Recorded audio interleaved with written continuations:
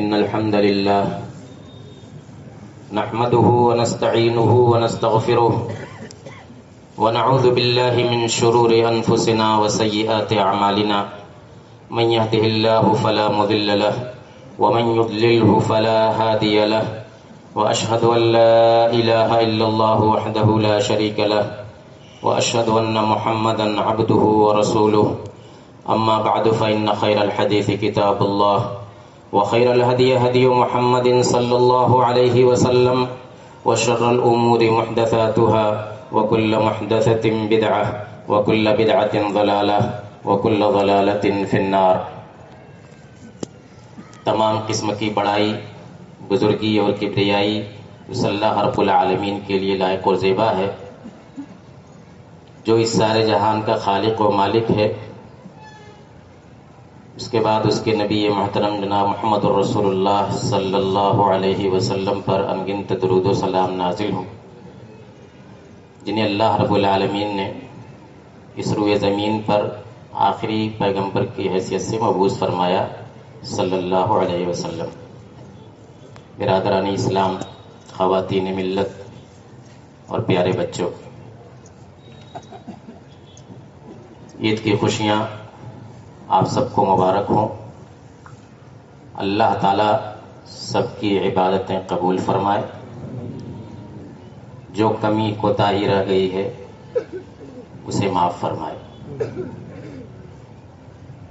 خوشی کا یہ موقع ہمیں کیوں ملا ہے،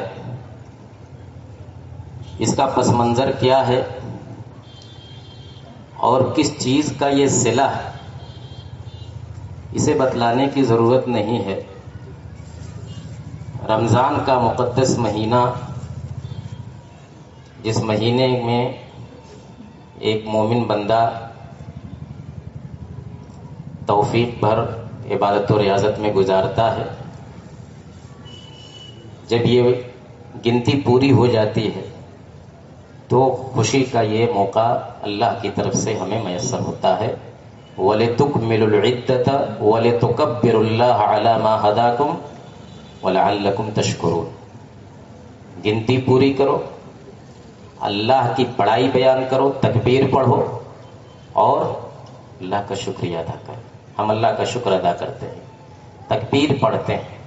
اللہ تعالیٰ نے ہمیں توفیق دی کہ اس ایک مہینے میں ہم اس کی خاص طور سے عبادت کریں۔ اللہ کا بڑا کرم ہے، احسان ہے۔ یہ مہینہ کیا ہے اور اس مہینے کا تعارف کیا ہے؟ یہ مہینہ اتنا اہم کیوں ہے کہ اس مہینے کے آتے ہی پورے عالم اسلام میں انقلاب آ جاتا ہے، مسلمانوں کی پوری زندگی کا ڈھرا بدل جاتا ہے۔ اس مہینے کا تعارف کیا ہے؟ اس مہینے کا تعارف قرآن نے خود کرایا ہے، اللہ رب العالمین نے خود کرایا ہے۔ شہر رمضان، کون سا مہینہ رمضان کا؟ الذی انزل فیہ القرآن۔ سب سے پہلی صفت جو بیان کی رمضان کی کہ اس مہینے میں قرآن نازل ہوا۔ دوسری صفت یہ بیان کرتی ھدی للناس، یہ قرآن انسانیت کی ہدایت کے لیے ہے۔ وبینات من الہدی والفرقان، اور ہدایت اور حق و باطل کے درمیان فرق کرنے کی اس کے اندر بڑی واضح نشانیاں ہیں۔ اس کے بعد کہا کہ فمن شہد منکم الشہر فلیصمہ، جو اس مہینے کو پائے وہ اس مہینے کا روزہ رکھے۔ یعنی رمضان کا جب اللہ تعالیٰ نے تذکرہ کیا تو سب سے پہلے یہ نہیں کہا کہ اس مہینے کا روزہ رکھنا ہے، سب سے پہلے یہ کہا کہ اسی مہینے میں قرآن نازل ہوا۔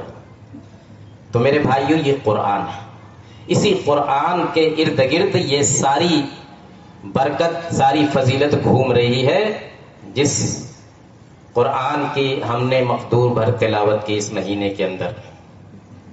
یہ قرآن کیا ہے؟ یہ اللہ ذوالجلال کا کلام ہے، یہ کسی انسان کا کلام نہیں ہے۔ اللہ تعالیٰ جو اس پوری کائنات کا خالق و مالک ہے، اس کا کلام ہے، کسی انسان کا، کسی وزیر کا، کسی نبی کا، کسی پیغمبر کا کلام نہیں۔ آپ جانتے ہیں کہ کوئی بڑا آدمی جب کوئی بات کہتا ہے کوئی وزیر، کوئی ذمہ دار، تو لوگ بڑے غور سے اس کو سنتے ہیں، اس کے ایک ایک لفظ پر بحث ہوتی ہے. تو کیا حال ہوگا اس کلام کا جو احکم الحاکمین کی طرف سے آیا ہے، جو اس کائنات کے رب کی طرف سے آیا ہے. کہتے ہیں کہ کلام الامام امام الکلام،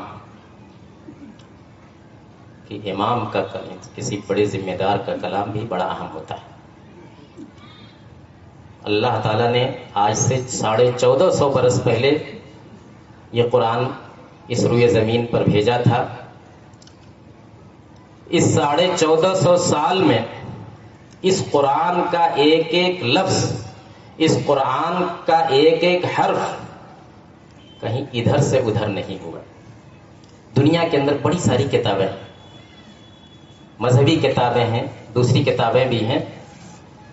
ان کتابوں کے جتنے ایڈیشن چھپتے ہیں، یعنی یہ پریس کی ایجاد کے بعد کی بات کر رہا ہوں، ان کتابوں کے جتنے ایڈیشن چھپتے ہیں آپ ان کو ملائیں گے تو ایک دوسرے میں فرق پائیں گے. سینکڑوں سال پہلے جب ابھی پریس ایجاد نہیں ہوا تھا اور ہاتھ سے کتابیں تیار کی جاتی تھی، ہاتھ سے کتابوں کے نسخے، کتابوں کی کاپیاں تیار کی جاتی تھی، تو اس زمانے میں تو اور زیادہ غلطی. چنانچہ آج جتنے مخطوطات ملتے ہیں، قلمی نسخے ملتے ہیں کتابوں کے، 4 نسخے ملے گا، تو چاروں کو آپ جب مقابلہ کریں گے، مقارنہ کریں گے تو ڈھیر سارے فرق نظر آئیں گے. لیکن اس قرآن کو اللہ تعالیٰ نے نازل کیا ہے اور اس قرآن کی حفاظت کا ذمہ بھی اللہ تعالیٰ نے لیا ہے. اس قرآن کی حفاظت ہمارے ذمہ نہیں کی گئی، انسان کو ذمہ نہیں دیا گیا قرآن کی حفاظت کا، بلکہ اللہ تعالیٰ نے کہا کہ انا نحن نزلنا الذکر وانا لہ لحافظون. ہم نے ہی اس ذکر کو، اس قرآن کو نازل کیا ہے اور ہم اس کی حفاظت کریں گے. یہ اللہ تعالیٰ کا وعدہ ہے. اور آپ دیکھ لیجئے، پہلی صدی ہجری سے لے کر کے اور آج تک پورے 1450 سال، 1440 چل رہا ہے ہجری کے اعتبار سے، اس سے 10-12 سال پہلے سے قرآن کا نزول شروع ہوا، پورے 1450 سال ہو گئے ہیں. اس زمانے کا لکھا ہوا قرآن کا کوئی نسخہ اٹھا لیجئے اور آج قرآن کا کوئی نسخہ اٹھا لیجئے، کہیں ایک لفظ کا فرق نہیں پائے. اس پر باقاعدہ تحقیقیں ہو چکے ہیں اور یورپ میں اس پر بڑا کام ہوا ہے. بڑی کوشش کی گئی کہ قرآن میں، قرآن کے نسخوں میں فرق نکالا جائے، اختلاف نکالا جائے، لیکن تھک ہار کر کے اعلان کرنا پڑا ان کو کہ اس کے اندر کوئی فرق نہیں. دنیا کے اس کونے سے لے کر کسی حافظ کو پکڑ لیجئے اور دوسرے کونے سے کسی حافظ کو لے لیجئے، دونوں سے قرآن پڑھوائیے، کسی ایک لفظ کا فرق نہیں پائیں گے، بلکہ ایک حرف کا فرق نہیں پائیں گے، بلکہ اس سے آگے کی ایک زیر زبر کا فرق نہیں پائیں گے. کیوں؟ اللہ نے حفاظت کا ذمہ لیا ہے اور اللہ تعالیٰ حفاظت کر رہا ہے. میرے بھائیوں، اتنی اہمیت اس قرآن کو کیوں ہے اور اتنی عظمت اس کتاب کی کیوں ہے؟ اللہ کی طرف سے اس کی حفاظت کا اتنا انتظام کیوں ہے؟ اس لیے کہ اس روئے زمین پر ہدایت کی یہ آخری کتاب ہے. اس کے بعد کوئی کتاب آسمان سے نازل ہونے والی نہیں ہے اور نبی اکرم جناب محمد الرسول اللہ صلی اللہ علیہ وسلم کے بعد اس روئے زمین پر اب کوئی نیا نبی نہیں آنے والا ہے. جب تک یہ دنیا رہے گی شریعت مصطفی کا دورہ رہے گا اور قرآن کی ہدایت جاری رہے گی. اس لیے اللہ تعالیٰ نے اس کو محفوظ رکھا ہے. اس قرآن کو ہم نے صرف تبرک کی کتاب بنا رکھا ہے اور ہم نے یہ سمجھ لیا ہے کہ دکان اور مکان کے افتتاح کے موقع پر اس کو پڑھنا چاہیے، کسی کا انتقال ہو جائے تو پڑھنا چاہیے، باقی اس کو چوما جائے، چاٹا جائے اور اس کو خوب جو ہے جزدان میں لپیٹ کر کے رکھا جائے. نہیں، یہ کتاب ہدایت ہے، یہ زندگی گزارنے کا نسخہ کہ اس زمین پر کیسے زندگی گزاری جائے. اس قرآن کے معجزے بڑے زیادہ ہیں. معجزہ کا مطلب یہ ہوتا ہے کہ یہ انسان کا کلام نہیں ہو سکتا، اللہ کا ہی کلام ہے اور اس کی ڈھیر ساری شکلیں ہیں. عرب میں جب قرآن کا نزول شروع ہوا تھا مکہ مکرمہ کے اندر، تو مکے کی اکثریت نبی صلی اللہ علیہ وسلم کی دشمن ہو گئی، آپ کی مخالفت پر آمادہ رہی. وہ بھی قرآن سنتے تھے، قرآن کا انکار تو کرتے تھے، لیکن ان کا دل کہتا تھا کہ یہ انسان کا کلام نہیں ہے. آپ پڑھیے، تاریخ پڑھیے، حدیث کے کتاب پڑھیے، وہ جو ہے قریش کے بڑے بڑے سردار رات میں چھپ چھپ کر کے قرآن سنتے تھے. جب نبی صلی اللہ علیہ وسلم اپنے مکان میں قرآن کی تلاوت کرتے تھے، تہجد پڑھتے تھے، تو قریش کے سردار آپ کے گھر کے ارد گرد چھپ کر کے بیٹھے رہتے تھے، قرآن کی حلاوت سے محظوظ ہوتے تھے. پھر دن میں جب جاتے تھے تو لوگوں کو روکتے تھے کہ دیکھو محمد کے قریب نہ جانا. تو قرآن کی تاثیر اس سب کے اندر ہے، اپنوں کے اندر بھی ہوتی ہے، اس کی تاثیر غیروں کے اندر بھی ہوتی ہے. میرے بھائیوں، یہی وجہ ہے کہ اس زمانے سے لے کر کے آج تک دشمنوں نے بڑی کوشش کیا اس قرآن سے لوگوں کو روکنے کی. وہ جانتے تھے کہ اس قرآن کے اندر اتنی کشش ہے، حتیٰ کہ اس کے الفاظ کے اندر کشش ہے، اس کی تلاوت کے اندر کشش ہے، اس کے معانی کے اندر اور اس کی ہدایت کے اندر جو چیز ہے وہ تو اپنی جگہ پر، لیکن ایک ایسا انسان جو عربی زبان بھی نہیں جانتا، اس کے سامنے بھی جب قرآن پڑھا جاتا ہے، حتیٰ کہ غیر مسلم ہی کیوں نہ ہو، تو اس کو لگتا ہے کہ میں کوئی خاص کلام سن رہا ہوں، وہ بھی متاثر ہوتا ہے. اس تاثیر کو ختم کرنے کے لیے، اس تاثیر کو روکنے کے لیے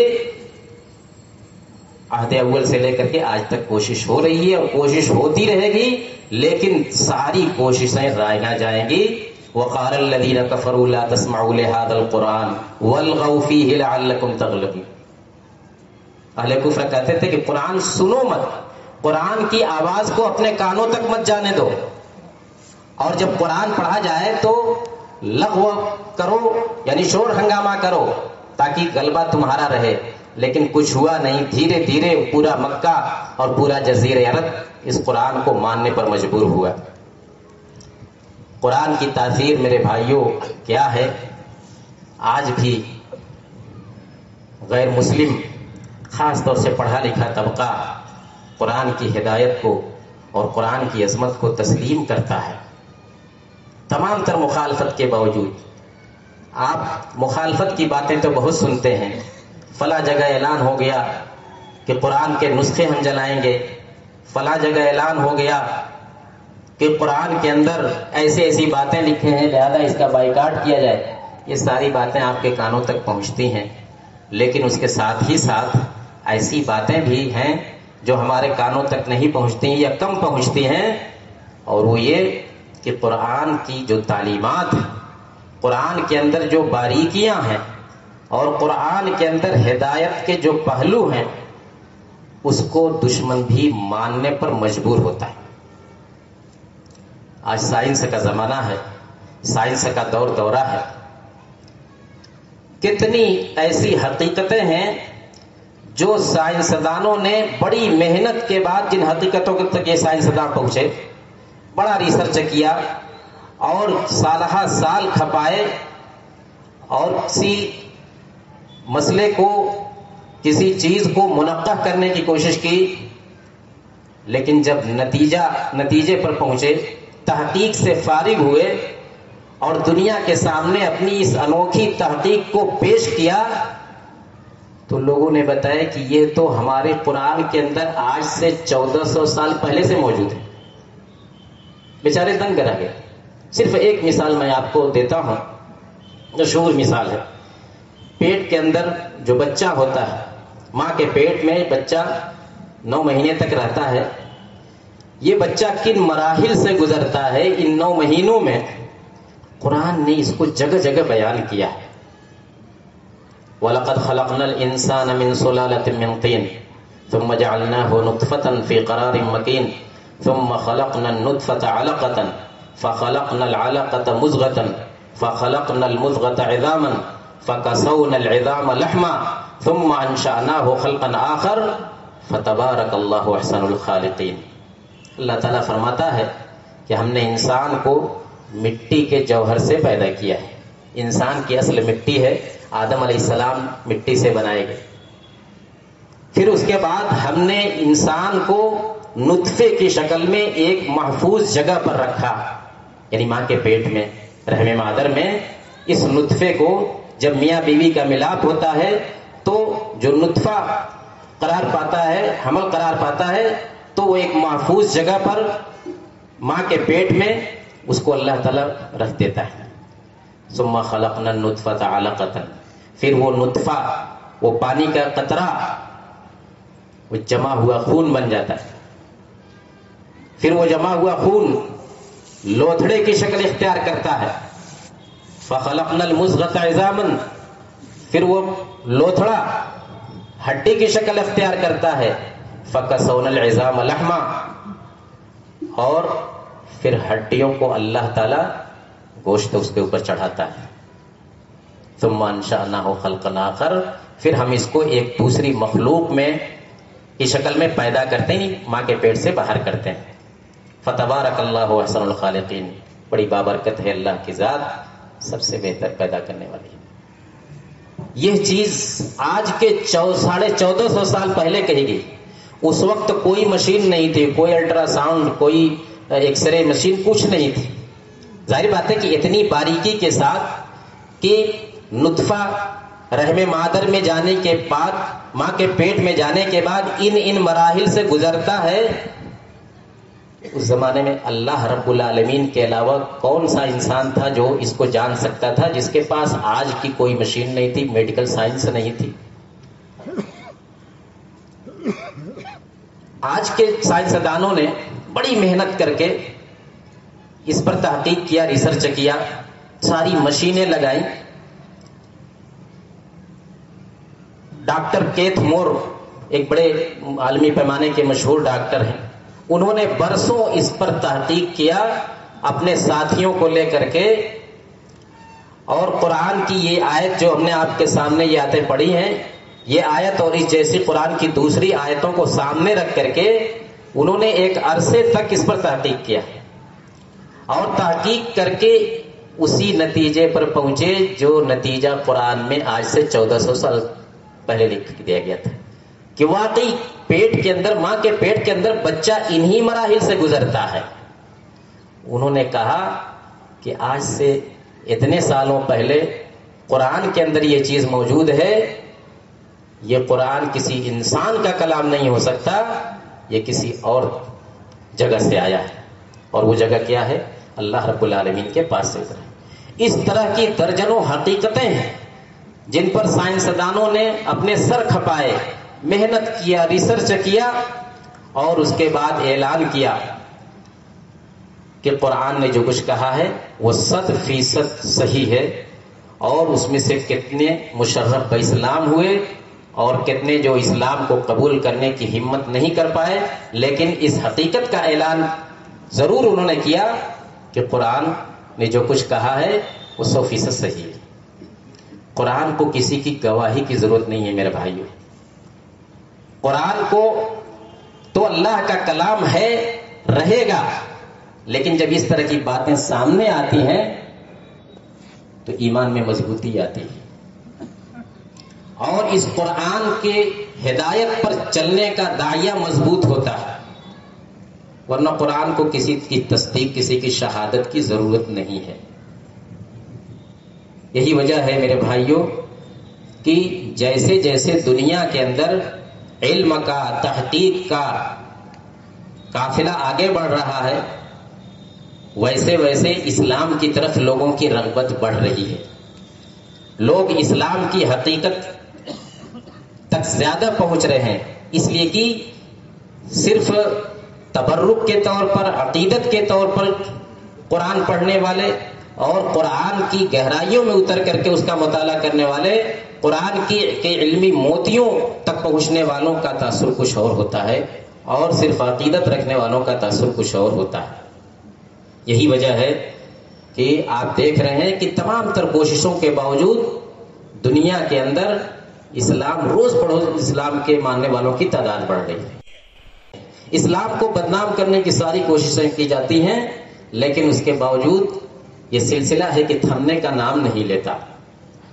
آج کے تقریباً 18 سال پہلے امریکہ کے اندر 11 ستمبر کا جو حادثہ ہوا تھا اور امریکہ کے اندر جو جڑواں ایک عمارت ڈھا دی گئی تھی اور اس کا الزام مسلمانوں کے سر رکھ دیا گیا تھا اور یہ کہا گیا کہ مسلمانوں کا اسلام، مسلمانوں کا قرآن اس طرح کی دہشت گردانہ کارروائیوں پر ابھارتا ہے. لیکن ہوا کیا؟ یہ سب کو کچھ کیا گیا تھا اسلام کو بدنام کرنے کے لیے. لیکن جب یہ حادثہ ہوا اس ملک کے اندر جو علم اور بحث و تحقیق کے لیے معروف ہے، تو وہاں کے لوگوں کے اندر، ان کے دلوں میں ایک سوال پیدا ہوا کہ یہ کون سا اسلام ہے، یہ کون سا قرآن ہے جو مسلمانوں کے اندر اتنی جرأت، اتنی ہمت پیدا کرتا ہے کہ اس نے خطرناک کام انجام دیتے. چنانچہ انہوں نے قرآن کا مطالعہ کرنا شروع کر دیا کہ دیکھیں کہ یہ کون سا قرآن ہے جو بم کی شکل رکھتا ہے. بتایا جاتا ہے کہ اس وقت تک اس حادثے کے بعد کئی ہفتوں تک امریکہ کے اندر بلکہ پورے یورپ کے اندر قرآن سب سے زیادہ فروخت ہونے والی کتاب تھی. ہر ہفتے وہاں رپورٹ جاری ہوتی کہ اس ہفتے فلاں کتاب سب سے زیادہ فروخت ہوئی، اس ہفتے فلاں کتاب سب سے زیادہ فروخت ہوئی. تو رپورٹوں میں کہا گیا ہے کہ اس حادثے کے بعد کئی ہفتے تک قرآن سب سے زیادہ فروخت ہونے والی کتاب رہی. بلکہ ایک رپورٹ میں تو یہاں کیا گیا کہ اس ایک سال میں قرآن کے جتنے نسخے امریکہ کے اندر فروخت ہوئے، پچھلے 7 سالوں میں اتنے نسخے فروخت نہیں ہوئے تھے. ہوا کیا؟ اتنے نسخے گئے کہاں؟